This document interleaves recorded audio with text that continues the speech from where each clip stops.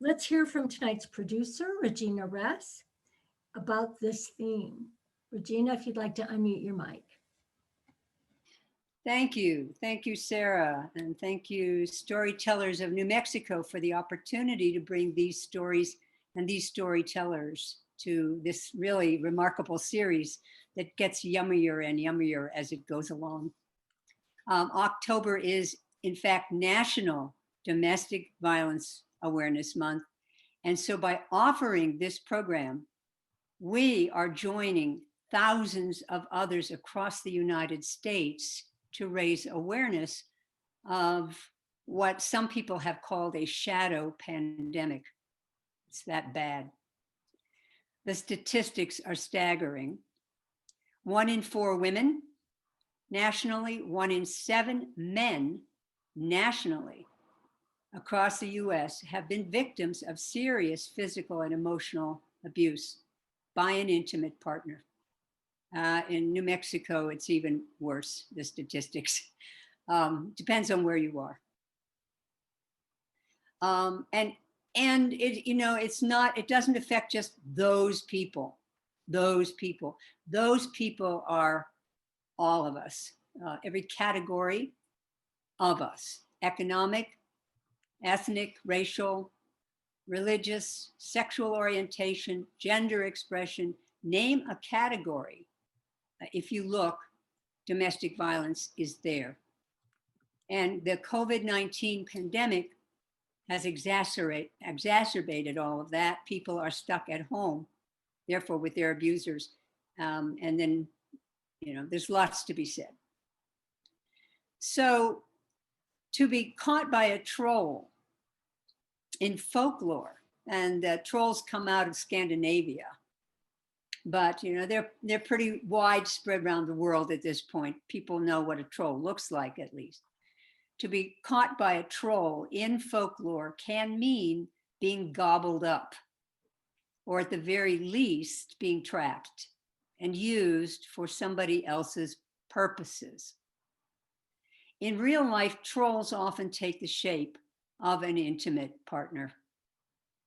So tonight, our stories, metaphoric and true life, are to raise awareness of the scourge and show that even though we may find ourselves trapped, we can escape and we can create new stories and new lives for ourselves. So that's it. Thank you, Regina. We're very much anticipating these stories. So audience members, here's what to expect. There will be 4 featured presenters, each with 10 or so minute stories on our theme. We have up to 2 open mic tellers with 5-minute stories on the theme. So I'd like to introduce our very first featured teller, reginaress, who will share a Brothers Grimm story called Old Rink Rank. Yeah.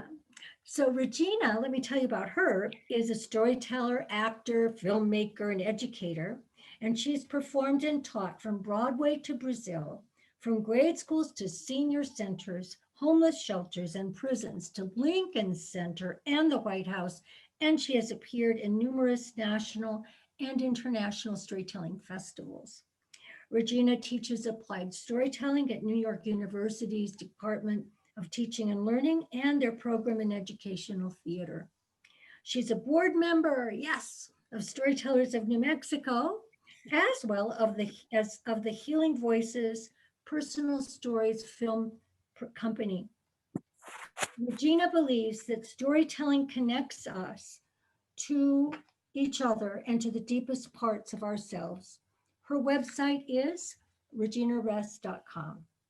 Her featured charity will be listed. It's Healing Voices Personal Stories. Without much further ado, let me introduce Regina.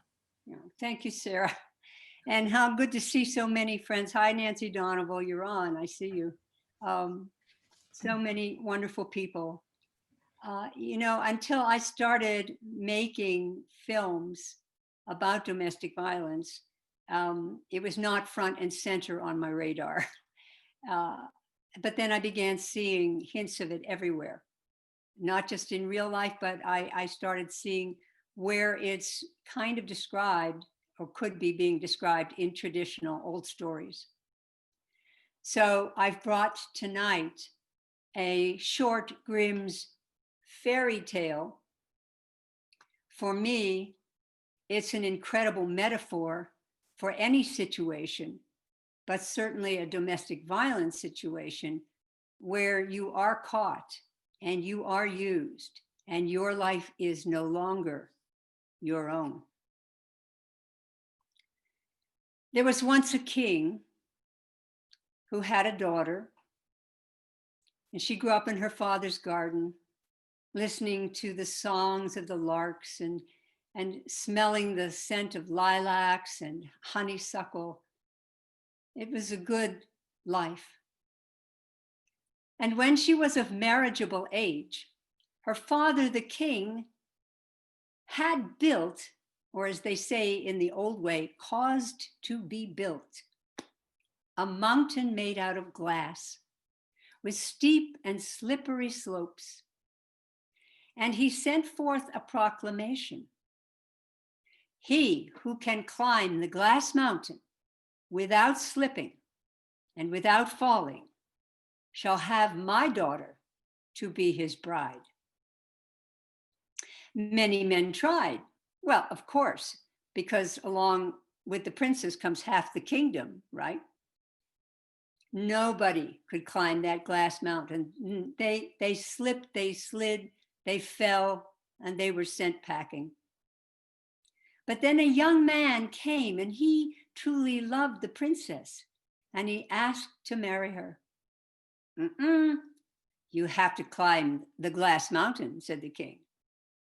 And the princess said, I will help you. And she held out her hand, and up they went together. But some way up the mountain, it was the princess who slipped, not the young man. She slipped and she tumbled, and as she did, a crack opened up in that mountain. And she fell through it, and it closed over her. And the young man looked frantically for her. He could not find her. And he ran down without slipping. Sure-footed he was. And he told the king, and the king sent soldiers, and they all went looking for her, but they couldn't find her.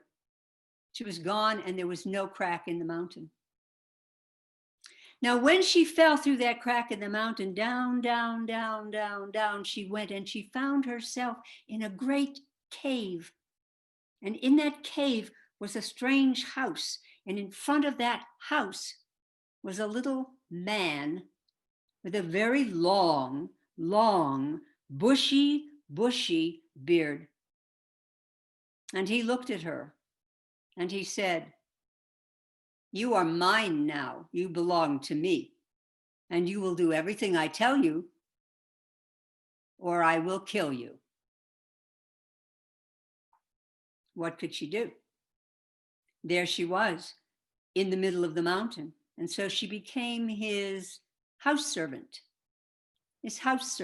She scrubbed the floors and cooked the meals and washed the dishes and washed the clothes and made the beds, and she was his servant. And he went out every day, but she never could go out. But he had a magic ladder that somehow he had, and he could get out of that cave and out of the mountain, and he would come back at night, and his pockets were bulging with jewels and gold and silver that he had stolen from the life in the real world, that living life in the wider world. But she couldn't get out. She had no idea how to get out. And days went by, and weeks went by, months and years went by, and she grew older. At least that's how she felt. She grew older and forgot the garden, forgot the lilacs, forgot the honeysuckle and the birds' song. She forgot her father and mother. She forgot her life. She forgot her own name. You see, he called her Mutter verrotten, mother rot, rotted mother. And she had to call him old rink rank. And so there she was. And this went on and on in an endless cycle of washing and crawling on hands and knees and scrubbing the rock floor. And then one day, and those of you who know old stories know that as a signal. And then one day, she decided to get out. Now, what could she do? She finished all her chores and she sat there thinking, how will I get out? Well, she needed the ladder, which means she had to trick the troll. And so she locked all the doors and she locked the windows, except for one. There was one window way up high. It was a very narrow little window, but it let the light in. And she fixed a cord to it, tied this cord to it, and she sat there waiting for him to come home. And home he came. And he tried the door, but it was locked. Then he tried another door, and it was locked. This never happened. Mutter verrotten, open this door. No, she said. Open this door, make my dinner. I have made thy dinner, she said. I will not open the door. Open this door. And he ran around, he tried the windows, he couldn't get in. Open this door. No, she said. No. He saw that the one window was open. He went over to it. He couldn't get in, and he thought maybe he could see what had come over her.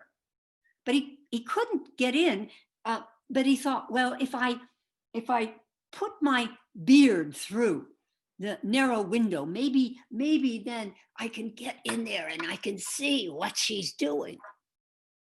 So he put that big bushy beard through the window. Boom! She pulled the cord and she caught him with the window. Bam! Ah! He could not stand the pain. Let me out! No, she said, I will not let thee out. Oh, let me out, he said.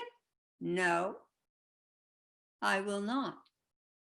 Not until you tell me, where is the ladder? Ah! Where is the ladder? She said. What could he do? He told her where the ladder was and how to use it.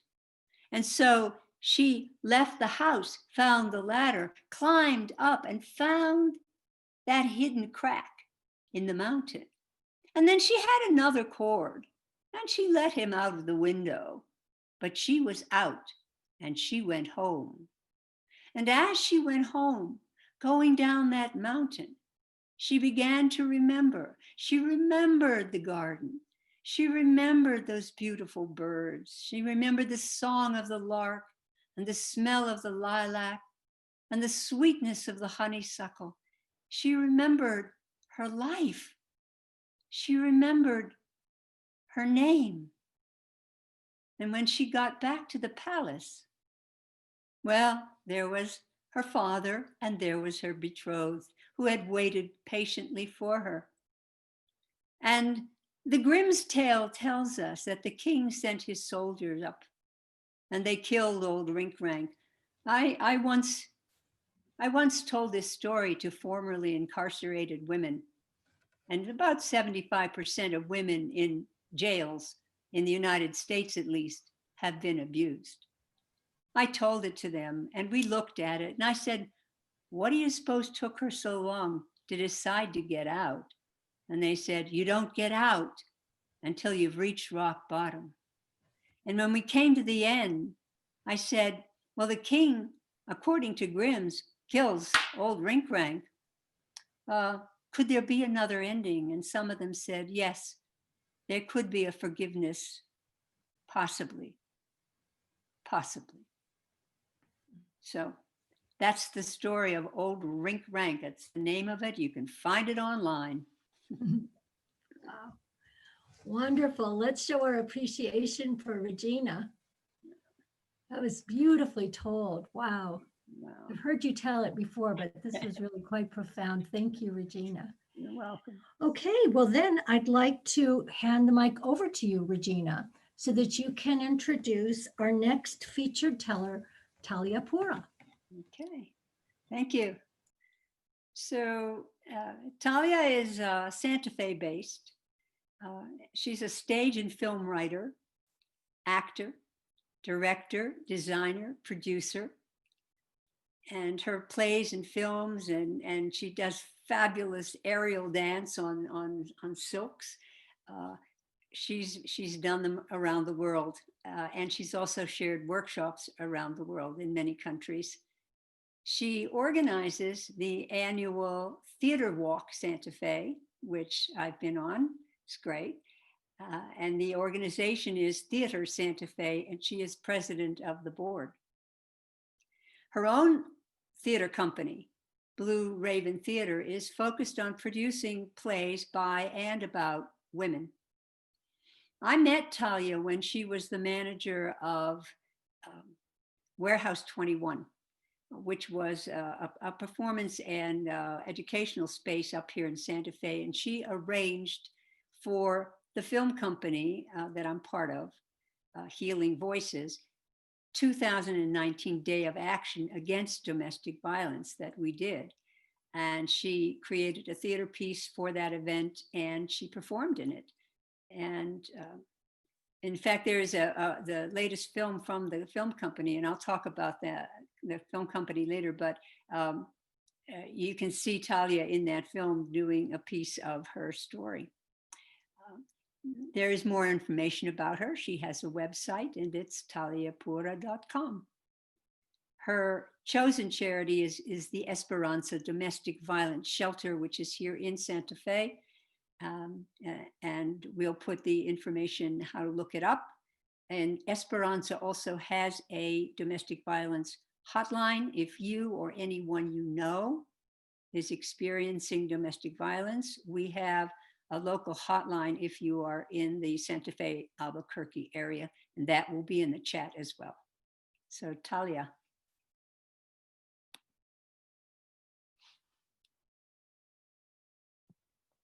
Thank you. So here is my story. What do we know when we're young? Not only did I grow up in an insular small town, I was lucky enough to have a religious upbringing with its bonus effect of screwed up views on sex. Sex is only okay when you're married, right? So if you are stupid enough to have sex with a guy before you're married, well, of course you're in love with him, right? Or you wouldn't have had sex with him in the first place, and marriage is definitely in the plans. Does it count that it's only the second date and he says that he's too tired to drive home, so you let him stay and get some sleep, and you wake up to find him inside of you? Does that count as making love? Do you have to love him then? Oh, hell yeah. So then finally I admit that I don't love him, and I try to break up with him, even though that's also a sin because I already slept with him, but he's persistent and won't go away and buys me things and takes me dancing and, well, makes us a couple. So I must love him now, right? And I try, I really do try to love him, and I convince myself that I really do love him. I do love you. I do, yes. Yes, I do, yes. I'll marry you. Yes, it'll be great. He's calm, he's fun, he has a good job. It'll be good. I have to marry someone. It is time to take myself off the market. I'm 21, well, nearly 21. It's time. And it's pretty good. The buyer's remorse all the way back from the East Coast on our honeymoon aside, what have I done? What have I done? What have I done? What have I done? No, no, no, no, no. You are married now. You're off the street. You're safe. My dad will never call me a slut again, even though I was a virgin when he did it. It'll be fine. It will be fine. It'll be great. 2 years into the marriage, I am finished. Just so done. I leave. But 5 weeks and daily pressure from him later, and I'm back to what? To prove that we really, really are bad together, so that he will just leave me alone. And my father will leave me alone because it will be my husband's idea to leave next time. Except there's not going to be a next time. There's going to be a big, huge trip around the world. And I fantasize about leaving him in Timbuktu or someplace where nobody can tell me not to. But we get robbed on our first night in Hawaii, and we have to work through it together, and there's no one else to count on. And I do start to count on him, and we work together pretty well. And the next thing I know, it's 2 years later, and we are back home with our baby.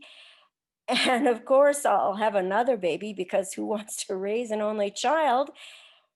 And then the marriage really doesn't feel that good anymore. It feels a whole lot like the bad old days. So I have another baby, because babies are wonderful and they keep me busy and they give me focus and make me forget that I'm unhappy. And then there we are. And life goes on. And I constantly change my hair and change my jobs and move to another house, because I keep changing all of the things I can control, trying to live with the things I can't change. And 3 kids are a lot to manage, and he isn't great at managing. So he's really not nice a lot of the time, but he's gone a lot with work and with things that he likes to do. And generally speaking, I would much rather be alone with 3 kids than have him there. But he's really, really hard on our son, who is supposed to be perfect, always perfect. But no kid ever can be. And when he cries himself to sleep and I ask him why, he says, "Daddy doesn't love me." And it breaks my heart. And my husband just thinks it's the stupidest thing he has ever heard. And there's no such thing as marital rape, is there? So sometimes I fantasize that my vagina comes equipped with a giant, powerful pair of snipping shears. And the next time he enters me, I'll use them. And that will be that forever. And I counsel friends in abusive relationships that they have to leave. I tell them they have to get out, and I don't ever see myself reflected in their words. And I'm so proud that when I get in the car and leave for work in the morning, I can scream one loud scream and release all of the fear, all the hate and anxiety. And I'm good for the day. I'm functioning well. And I think that I have to stay for the sake of the children. But I finally come to understand that I have to leave for the sake of the children. And it takes me years, but I finally tell him that I want out. I give up. I call it quits. I have to go. He just says, "No, I'm not allowed to." And when I cancel my appointment with a lawyer because he has finally agreed to work out a separation agreement with a mediator, but then he changes his mind and says, "We will stay together because that is what God wants for us," I cry and I cry and I know that I will either kill myself or I will find a way to get out. So I get a lawyer, which makes him angry, very angry. He yells and he rants until one day he stops yelling and he pushes me into the wall and he holds a pillow to my face. And when he finally lets me go, he says I'd better not bother telling the police because he's just going to tell them that I was trying to hurt him. Never mind that there's only a foot and a bit difference in our heights. When I sneak out of the house in the mornings, leaving the warmth of the spare room bed and silently, quietly open the door to take my morning run, which is the only time I'm ever alone and can just think, he's right there, dressed for jogging too, right beside me down the street, quoting scripture on wives obeying their husbands and the sanctity of marriage, even though I know he's never been a Christian and just went along with the church thing to please me in the beginning. And the only thing that saves my runs is the fact that his knees aren't very good and he has to leave after one block. We agree to tell the children together, tell them how much we love them and that we will still be their mommy and daddy forever, no matter what, even if we don't live together anymore. So we sit them down and he tells them that mommy is destroying this family. And we would have all gone to Disney World this summer, but mama's making him leave. But finally, my lawyer's threats do get him out of the house, cursing and bashing his way through closets and drawers to pack up his things, telling the children that mommy is bad and he really wants to stay. I convince him that the children need time in their own home to get used to the new situation before we sell the house. And whenever it's his weekend with the children, I leave the house and leave him there. But one day when he comes to pick them up, he's at the front door, and before I can close it behind them, he slaps me hard across the face. It leaves a mark. My friend tells me that I should call the police. I think that's really excessive, but I think about it and I agree because it would be good to start having a record. Just in case it happens again, I'm pretty sure it's going to happen again. But I find out that zero tolerance means that I have to charge him. Well, the police have to charge him. I'm surprised, but I agree.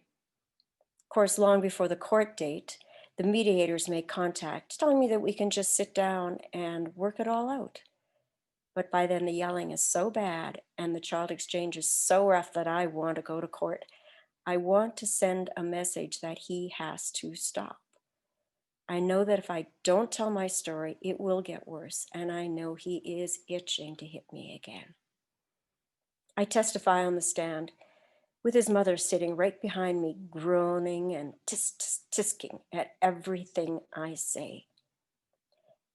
And he sits there and he grins all the way through it, which makes him look slimy and guilty as hell, but I know it's just because he's uncomfortable and he's scared, and that's what he does when he's scared. But the judge finds him guilty. His story is inconsistent. I know he lied to his lawyer a lot. And he gets a 1-year suspended sentence and a restraining order, which is totally worthless because he still comes to my house to pick up the children. And he is angry. And when he kicks in the side of my new car and he rips the molding off of my screen door, I know he would rather inflict that damage on my body. But thank goodness he does not want to go to jail. But one night when the screen door bangs and my son runs by my room and says, "It's him," and locks himself in the bathroom, I know what my son means. He's scared and he knows it's because his dad is outside. And I walk to the back door knowing that I have to find a way to convince him to just kill me and then himself and leave the children alone. But I get to the back door and it's only the screen door banging in the wind because it just doesn't fit very well anymore. And life goes on, and I manage. And I know I only have to deal with him and his anger every other weekend until one day our daughters tell a secret and expose a truth. And then I don't have to deal with him every other weekend. No one has to deal with him anymore because he is in jail and we are finally safe. And life goes on and we can rebuild. We can breathe and we're safe. And the contact ends. And my children call my new husband by his first name because dad is a dirty word that they would never apply to such a beautiful man. And at the very least, I know the choice that I have made in midlife without parental or religious pressures is infinitely better than the one I made when I was young. And my husband and I tell each other every day how lucky we are to have found each other because we both know what it's like to be with the wrong person for way too long. A deep bow, Talia. Oh, everyone, please, let's show our appreciation for Talia, her story and her courage and her generosity. Okay, I'd like to turn the mic back over to Regina to introduce our next featured teller. Go ahead, Regina. Rosalie Zerrudo. So Rosalie I met Rosalie 8 years ago when she was studying educational theater at NYU. She was on a Ford Foundation Fellowship and turned up in my class. And she is now an assistant professor at the University of St. Augustine in Iloilo City in the Philippines. And she is a major community engaged teaching artist, both before she showed up in my class and ever since. And she's done some amazing projects with all kinds of folks. But upon discovering that across the street from the university where she's teaching, upon discovering that across the street from them was the Iloilo City District Jail, Rosalie developed an Arts in Prison program for the 200 or so women who are crammed into a very overcrowded facility. And she's brought a variety of arts to the women.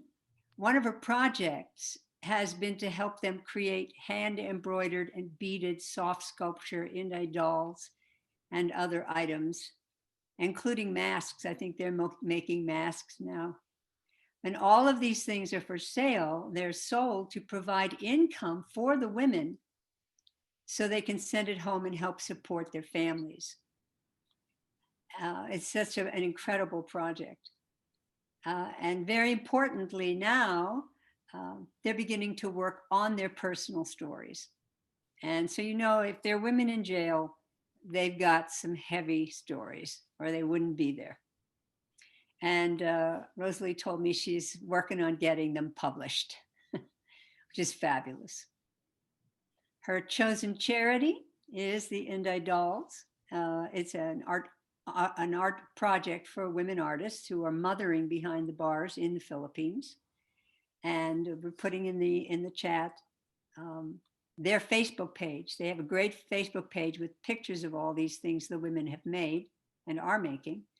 And then you can make a donation to them, to that project through PayPal.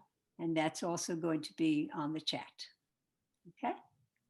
So Rosalie Zerrudo, where are you, my dear? Magandang umaga. Maayong aga from the Philippines. Good morning. It is a privilege to be with you all listening to these heartfelt stories. Gratitude to my good friends and my sisters who are here, who are willing to listen for the first time. Maybe they're going to get to know me a little deeper. Thank you, Regina, for this invitation. I call this Freedom Day. It's the birthday of my father. And these are some, maybe the stories that he never heard. It will never be able to know. So I'm going to tell him now. He is now going to listen from heaven. So once upon a time, there lived a girl, and she was born on a Sunday in October, in autumn, falling leaves. and a very Catholic family surrounded by sugarcane fields. So she thought sugar was really, really sweet. You know, she was always frolicking in nature. She loved to climb the mountains and climb the trees, and she loves Forest de Mayo. And there's just a lot to do in that beautiful, like catching dragonflies and washing clothes in the river. Those are beautiful memories of being a child in a village where there's really no supermarket, no cultural center, no library, no computer still at that time. But she grew up with Billie Jean. She memorized the songs of Michael Jackson on the radio. And then there's a lot of typhoons. And then she experienced coup d'etat. And then she experienced volcanic eruptions and earthquake. And so she realized this is a really country of disasters. But then the most difficult disaster is to survive from the disaster inside her. Childhood was fun with, you know, like she thinks she's like one of the boys with her older brothers, like 2-3 years older than her. So, you know, she was playing with them. She really loved the river. And one of those days, they heard gunshots, rapid gunshots. And then later, her first vocabulary was martial law. What is martial law to a child? She was born during the martial law years, so during the dictatorship, during the Communist Party and fighting the government, offensive by the military. So she thought it's very normal to have military battalions next to your houses and cannonballs being shot to the mountains, and then the whole world would shake. So she thought it's normal to have a shaking cannonball, you know, and it's normal to have ambush. So that's her first vocabulary: ambush, torture. Interesting for a child. And she thought that's normal, that they're supposed to be killing and supposed to be military everywhere. But then she would tremble every time she would hear gunshots. And that was the trauma. She never realized that what's on her body all these years. And then the river died. And something in her died also. That river used to be that beautiful river, green, beautiful river, died because of the plantation, sugarcane plantation. And then later I learned that the sugarcane workers are hungry. There was a deep depression in that island, and my father lost his job. And so that was the time that I realized sugar is bitter. My playground turned into a graveyard where people were buried. We used to go around this sugarcane fields and shower in this beautiful, powerful boom shower. And it's for us, it was shower. It was fun. And then later I realized that those sugarcane fields became graveyards where tortured people or people would disappear. They called foxholes. My sky turned dark. And then one time I see my father coming back to the house, drunk. Later, I found out that he stopped drinking because I would never come close to him again. That was later in life that I realized I was so afraid of drunk people going into amok. And then, as a child, I thought I was just playing, and then we discovered some magazines on the drawers of the cabinet. I thought it was just fun magazines, so we're looking through them. And later, we were already looking at those magazines and we're playing. We thought we can also make those games that they put in the magazines. These were pornography magazines brought by the seafarers. We call them seaman. The seafarers going around the world would come back. There was television, no Facebook, no nothing, no internet. But they would bring back these pornographic magazines. I later realized that these already were given as gifts to all the neighbors maybe, and children knew about this. Without me knowing, I was playing with my brothers. One of my brother, we had sex, maybe we had playing without knowing what is sex, playing when I don't know, I can't remember. It was like a nightmare. 6, 7, 8, I don't know. I was playing, having sex with my brother when I was 6 years old. And then my neighbor would call me because there's a grapevine that he had in his neighbor. This older man, the father of my friends, whom we go to the river together, wash our clothes. I thought it was just fun, and he would always cuddle me. Later did I realize that there was abuse happening because I would tremble when I was so guilty. I felt so much shame of my body because we would fondle on my private parts. I don't know. I thought it was just playing. So my dreams became nightmares. I would always fall on the deep, dark abyss in my dreams, like falling, falling, falling, falling. Guilt, shame, becoming a victim without even knowing how to protect yourself.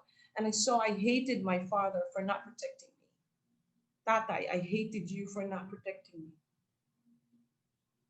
I did not know how to tell my story. I found a way out. I got a scholarship in my college and I have to go far, far away in Manila, in another island. I found a way out of the sugarcane fields. And I took up psychology. And psychology helped me a lot to learn about the body, to learn about psyche, to learn about mind, to learn about soul. I found a way out. I started to climb mountains and I realized I was climbing mountains inside me. I found new strength.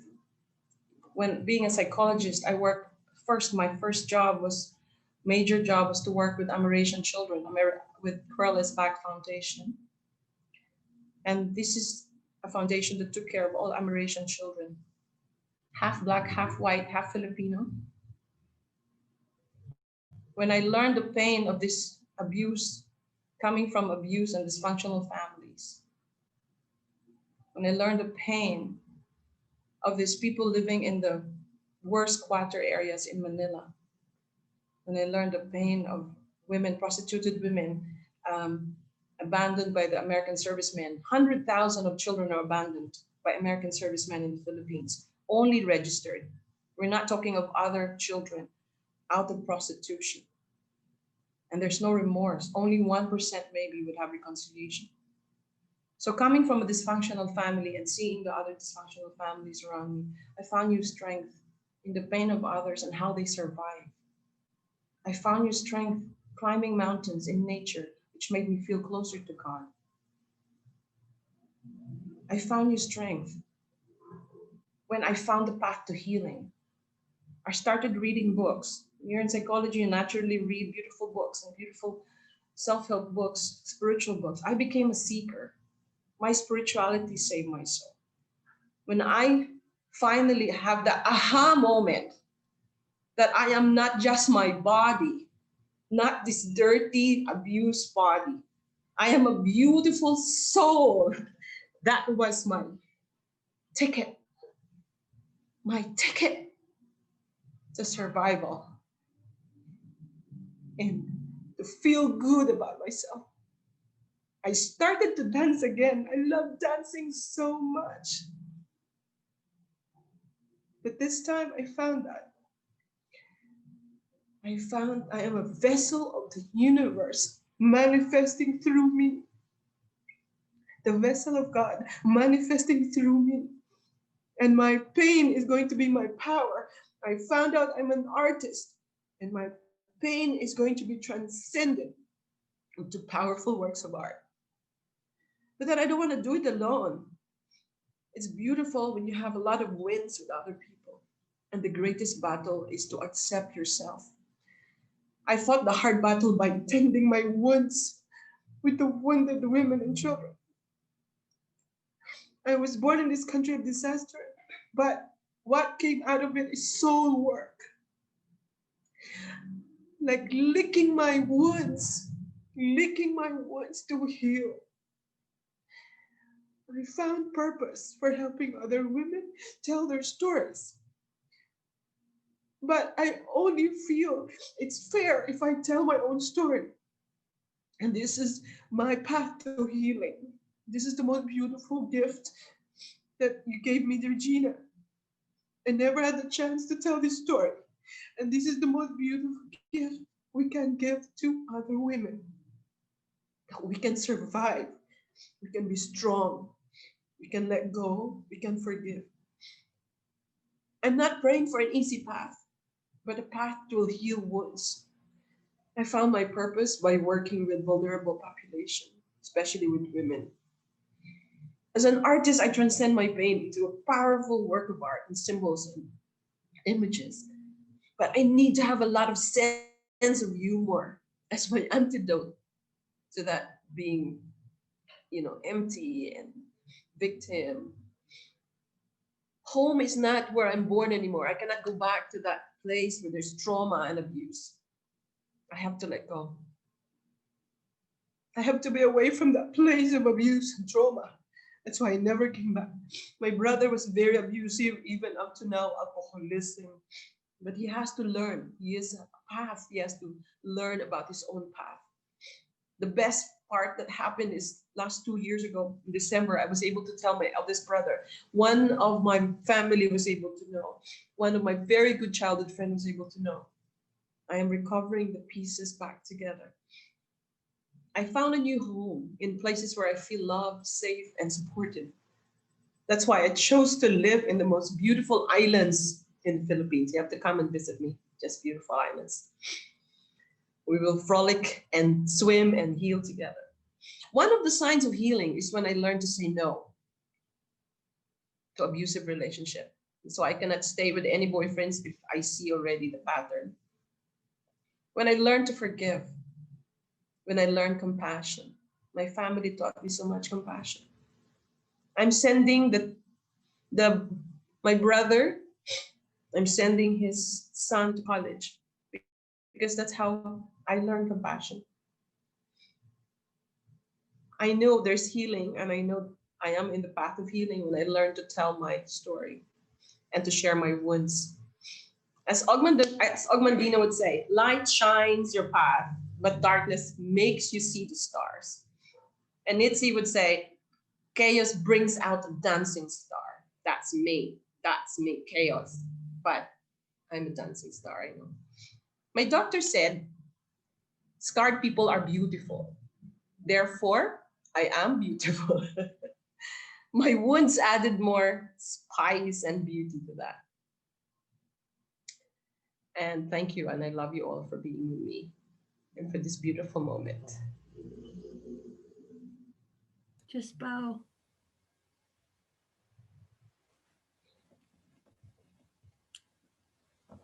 Rosalie, thank you. It's so profound and profound sharing. And thank you so much for your trust and building such a safe vessel for all of us to share and to hear and be with you for your story. So I'm going to turn the mic yet again back to our Regina for our last featured teller's introduction, Sharl Wagner. Go ahead, Regina. Sharl Wagner came to New Mexico when she was 2, and while she has spent a lot of time away, Santa Fe is home. She works for the Santa Fe Public Schools, where she compassionately uses her life experience to help children with life skills. So she uses her life skills and what she has learned to help these children who need to learn life skills. She's committed to individual and family and community healing and growth. Sharl and I have actually worked together in several projects, including the last year's National Day of Action Against Domestic Violence. And she's one of the women featured in a wonderful film that our little film company made called Through the Door, Movement and Meditation for Healing. She is a founding member of the Winged Women, a group who have survived trauma and who support one another to thrive in freedom and power and joy. And this summer, I was honored to introduce to the Winged Women an old story, the Sumerian myth of the goddess Inanna. Inanna, the great goddess. And Sharl has beautifully woven some of the images from that story into her story. Sherry's chosen charity is Chrysalis, an organization that empowers women, supporting one another to outgrow limitations, especially cycles of abuse and addiction that often lead to incarceration and then lead to re-incarceration. So the chat will have Chrysalis, the website, and how to make a donation to them. Sherry, let's hear your beautiful story. Quiet, Inanna. The ways of the underworld are perfect and must not be questioned. A goddess wrapped in all of her powers is disarmed and silenced that simply, and by a lowly servant. And yet, I have been there, done that. We all have, men and women. When in Rome, do as the Romans do. The subtle power of the mob that rings in one's ears years after the sound has faded. When I was a little girl, my grandparents had a mound of dirt next to their driveway. A few of the neighborhood boys and I wrestled on top to see who would be king of the mountain. However, when I won, I was told that I could not be king of the mountain because I am a girl. I said, then I am queen of the mountain. The boys said, no, no queen of the mountain. And they wouldn't play king of the mountain with me anymore. I was supposed to be a lady. A lot of time and money and a tremendous amount of work were put into making me a lady. It was all for naught. Whether I never really measured up or there really what just isn't space within our modern world for ladies anymore, I am not a lady. I was born in a transition time for women, a time when the expectation of marriage and children were very much the way ladies, y'all know, respectable, socially acceptable women were supposed to be. Equality for me meant the expectation that I function financially, socially, emotionally, and physically independent and self-sufficient, all while meek and mild and accommodating of everyone's wants and needs.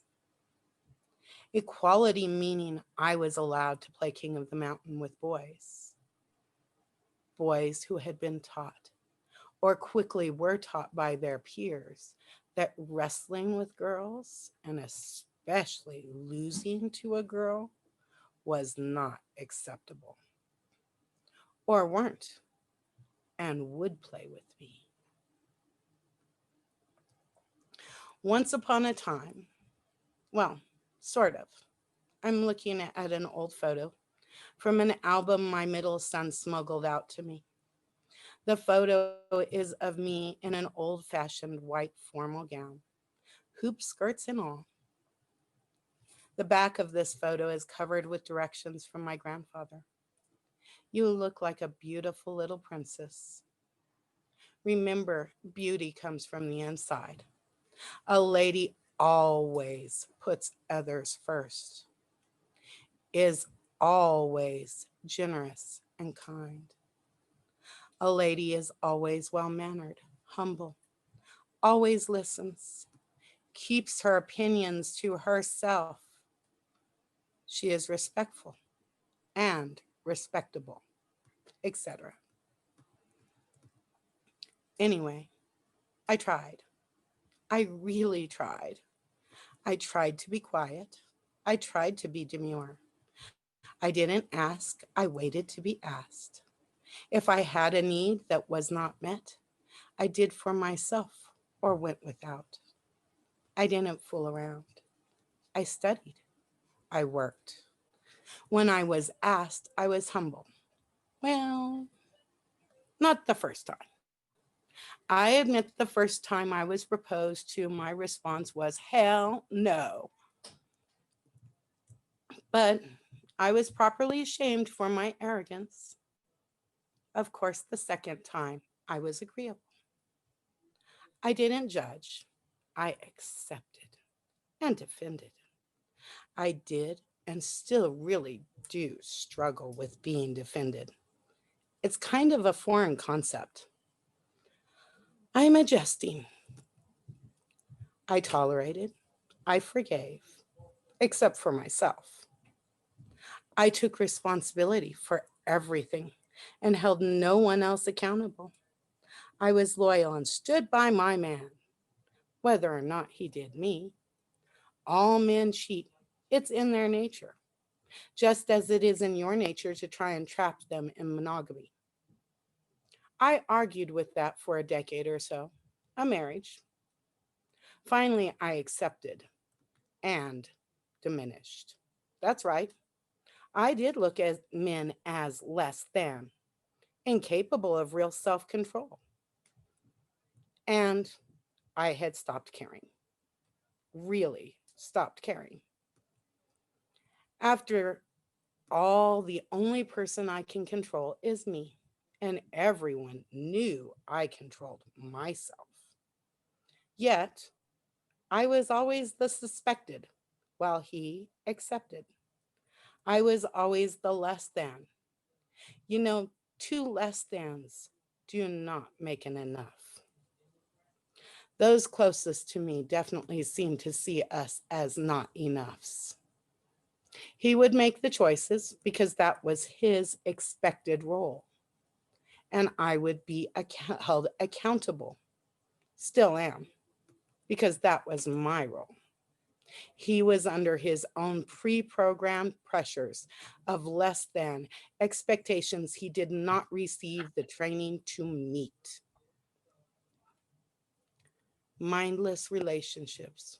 You know, instead of being present and voiced, we were silent and entwined in the voices of the past, going through the motions of shoulds. Power and control dynamics in every aspect of our lives.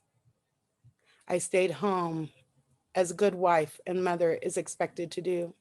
My big outings were church on Sundays and a 20-minute trip to the grocery store.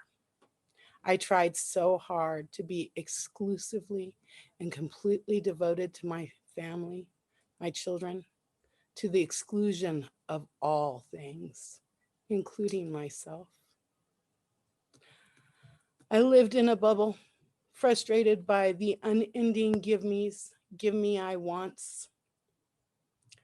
One of my first Facebook status posts was, sometimes I just want to climb and claim a mountain. Only the very brave would dare to come to my mountain, and even they would run if I bellowed. Some had a different view of how and who I should be. Some said to me, only stupid girls get pregnant. The modern woman is fully and completely independent, totally self-sufficient, and successful. You ruined your life by having kids. No other man will ever want you. Not only are you not a virgin, but you have kids. No man wants to raise another man's kids. Stay. Be grateful he's willing to have you. Some called me a worthless welfare mom, a burden to society. If I worked, I was wrong for working. If there wasn't enough money, bills didn't get paid, and I wasn't being responsible. Less than, not enough. I finally came to feel I was nothing, had nothing, my kids were nothing. Then they took everything, everything, except me. His mother called after I was chased from my home to make sure I knew I would never see my kids, my home, or my things again. Everything was gone except me, my breath. I am alive. Me. Only I didn't know who me was anymore. Perhaps I never did. I was, but I didn't know me. It has been a lot of work discovering me. Like that goddess in the beginning of this story, I too have wrestled my tree of life from the swirling toxic waters and replanted it and continue to nurture and nourish it. The first time someone asked me what I did for self care, I was utterly shocked and dumbfounded. I had never heard of self care. And when it was explained to me, I was indignant. No, that's selfishness. I had been taught that a lady always puts others first and rarely, if ever, thinks of herself. Needless to say, this all led to decades of unhealthiness and abuse, culminating in an eruption of violence. I'm learning how to self advocate, to recognize my own wants and needs, to have a voice, not just a bellow. Looking back after working hard on healing myself, my life, my kids, my family, my community, there is so much more to do. I can and will do my work. There's a lot that isn't mine that I can't do. I need we. I hope, I want to believe, once the untruths that we believe about ourselves are illuminated, so are the ways we can release the false limitations that confine us. Thank you for hearing me.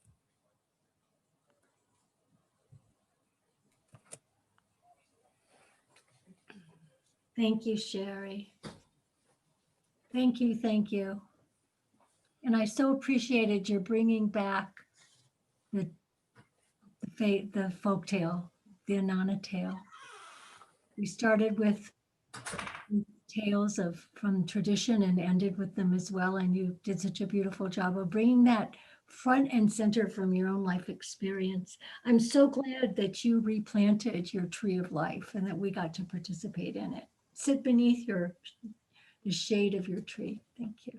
Regina, would you like to share a little bit more with us about National Domestic Awareness Month, resources? Well, I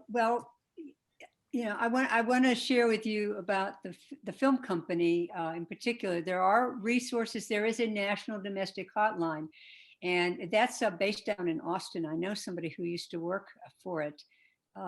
So there are resources, there are groups, and Esperanza Shelter up here. I'm not sure what's in Santa Fe, and then we're scattered all over the world at this point. So you can find resources. There are people who want to and will help. My friend, from the time we were 5, my friend Joanne and I have been buddies, and she had a dance company, started doing things in prisons, took me into the prisons. That's where I started my prison work. And we discovered this massive amount of domestic violence abuse with the women in prison. And the fact that if a woman killed her abuser, we were told then, and this was Connecticut, so I don't know where we're at now, but she would get 25 to 35 years because it was obviously premeditated, because if he was abusing her, she would have thought about killing him. If a man killed his girlfriend, it was called an act of passion, and he would get 6 to 9 years. That opened our eyes to a stacked system. So Joanne, being the kind of woman she is, she decided to do something, and she started this little film company. And and what I said at the beginning is, it's not just those people, it's everybody. Name a category, it cuts across every metric, everybody. So we started getting people from with different voices. We have a girl, in fact, from Pewaukee Pueblo, for example. We have all kinds of people, but we just have 6 individual stories. We had the one through the door with the group from Esperanza. That's a fantastic film about the arts and healing. And then we have a film we just finished on the big project we did last year. We are working right now on a film about men. We were at a shelter for men in Dallas that actually accepts men and their children. And so that's what we're working on right now. What I want people to know is that all these films that we have, and we're just one little group, one little thing. There's lots out there. If you start to Google it, it's amazing. But the film company is Healing Voices, Personal Stories, and the website is hv-ps.org, Healing Voices, Personal Stories. All the films are on the website. They are free to use individually for people to get inspired or learn something or whatever it is, for whatever reason, find themselves mirrored. The films are all online and they're free. And we also encourage people to use them for educational purposes in schools, colleges, women's studies, and clubs use them. Rotary Club has had us. We have made, we go places and make presentations. I was at Santa Fe High School. We are in the health classes. Prevention. What is a good relationship? What are red flags that are, to be paid attention to? And we do those presentations also for free. And we were doing it in person. We can do it online. We use our films. And so if somebody can use it to do a presentation, use the films, or invite us to come and lead the workshop around a film or two. And we can do that via Zoom as well. So thank you all for coming. I want to thank my tellers who are just brave and fabulous and so different. Wasn't it interesting how completely different all the stories were, coming around, circling around this particular story?